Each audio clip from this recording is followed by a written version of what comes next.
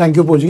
Student एक बहुत critical बहुत इंपॉर्टेंट केस है जो कई बार जेईई एडवांस में जेईई मेन में हर जगह पूछा गया। ऑल्दो नीट में इस तरह के क्वेश्चंस बहुत कम आए हैं, but you need to be careful about motional EMF and motional EMF के साथ ही मैग्नेटिक फोर्स भी इंक्लूड किया जा रहा है। The question is about terminal speed of a rod on inclined plane. It says a copper rod of mass m slides under gravity on two smooth parallel rails. एक inclined plane पे दो rails हैं और इनके ऊपर एक ये rod slide कर रही है with separation L and set at an angle theta with the horizontal. At the bottom, rails are joined with the resistance R and there is a uniform magnetic field B acting normal to the plane of rails.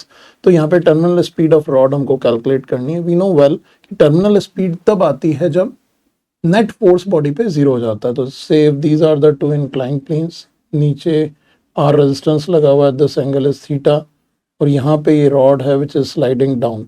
So downward इसके ऊपर force act करेगा mg sine theta, जिसकी वजह से ये slide होगा।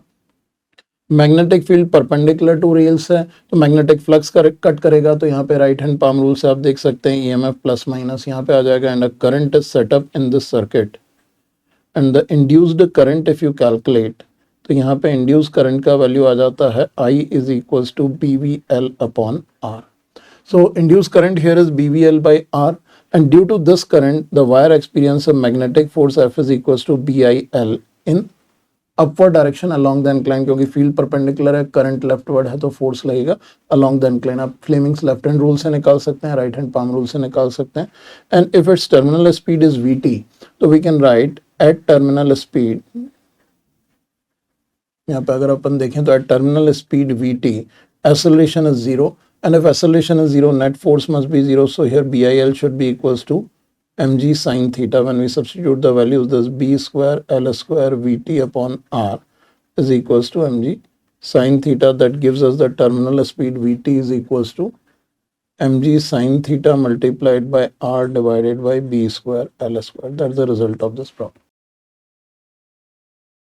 Thank you पोजी। Student एक और क्वेश्चन जी मेन में पहले पूछा गया था, cases induce current and time varying magnetic field अपने यूपी नोटबुक में बहुत अच्छी तरह से रख लीजिए। कॉन्सेप्ट ऑलरेडी मैं रिवीजन चेकलिस्ट में ले चुका हूँ, just have a look over here, और it is based on some calculation part. तो आपको कैलकुलेशन पे अच्छा कॉन्फिडेंस अटेन करना है जहाँ पे कोई गैप नहीं रहना चाहिए। Now it says a uniform magnetic field B exist in a direction perpendicular to the plane of a square loop made up of a wire. So here in this situation, if we talk about a loop, this is a square loop made up of a wire.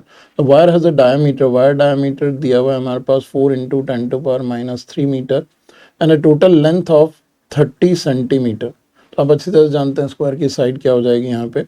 The magnetic field changes with time at a rate, यहाँ पे dV by dt, rate of change of field given है 0.032 Tesla per second. So induced current in the loop we need to calculate, and resistivity of wire is also given as 1.23 into 10 to power minus 8 ohm meter. So here it should be ohm meter. Now in this situation इस wire loop का अगर आप resistance देखेंगे तो it will be written as rho L by cross sectional area is pi D square by 4, resistance आप निकाल सकते हैं वैल्यू सब्स्टिट्यूट करके। इसका क्रॉस सेक्शनल एरिया अगर आप देखेंगे तो edge length is L by 4, total length is L। तो इसका जो टोटल एनक्लोज्ड एरिया है यहाँ पे, एनक्लोज्ड एरिया ऑफ लूप आप डायरेक्टली लिख सकते हैं, this is equals to a square where edge length is L by 4, so it should be L square by 16। So अगर यहाँ पे हम कैलकुलेट करें EMF इंड्यूस्ड इन लूप, तो you know well EMF induce is written as mod of d phi by dt, क्योंकि यहाँ पे सिर्फ मैग्नीट्यूड ऑफ इंड्यूस करंट निकालना है, we don't need to bother about direction. So it is area multiplied by dv by dt। So area we have, magnetic field rate variation we have, so induce current यहाँ पे आप directly calculate कर सकते हो। Induce current is given as I is equals to E by R। So यहाँ पे resistance हमने अलग से कैलकुलेट किया, EMF निकाला, सब्स्टिट्यूट करो, get the result. Calculation is quite lengthy but still I prefer आप करिए, loving calculation भी रहती है यहाँ पे, and what result you are going to get will be very quick. Calculation part I am leaving as an exercise for you. Result निकालो। ये question यहाँ पे लेने का, इस केस को लेने का एक रीज़न ये भी है कि एग्जामिनेशन हॉल में do not get bothered or drifted away by the lengthy calculations। आप कोशिश करिए चुटकियों में कैलकुलेशंस हैंडल होती चली जाएंगी।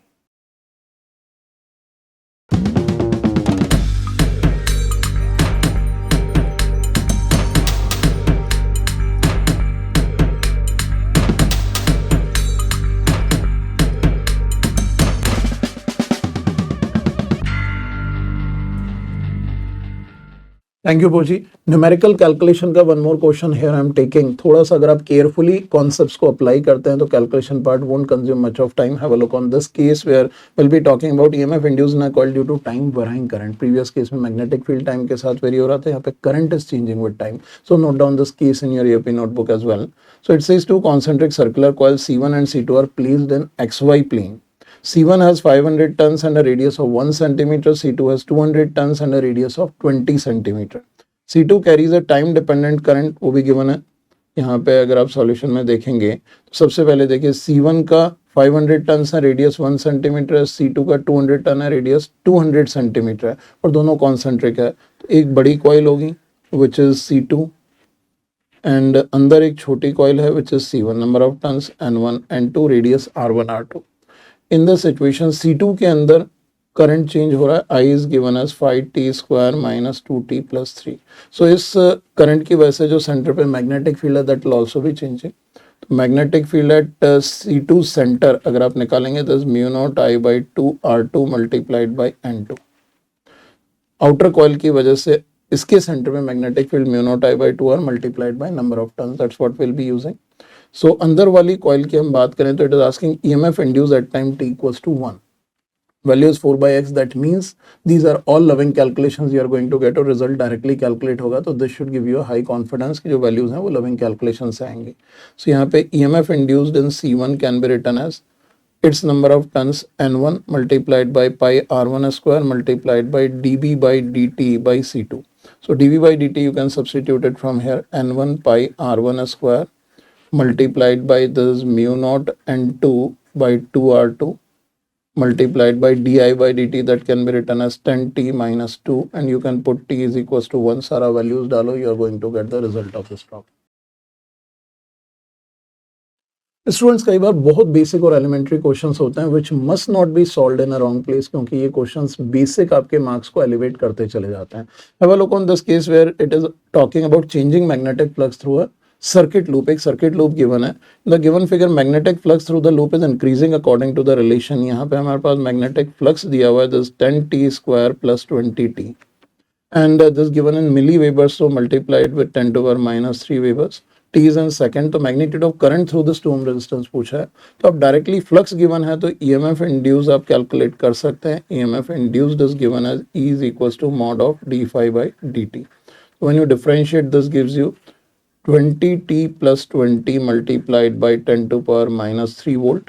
So as you've got the EMF, so current can directly be given as E by R, this 20 into t plus 1 into 10 to power minus 3 divided by resistance is 2, or t equal to 5 second you need to substitute. I think you are directly going to get the result. This will be 6. So this will be written as 60 multiplied by 10 to power minus 3 volt.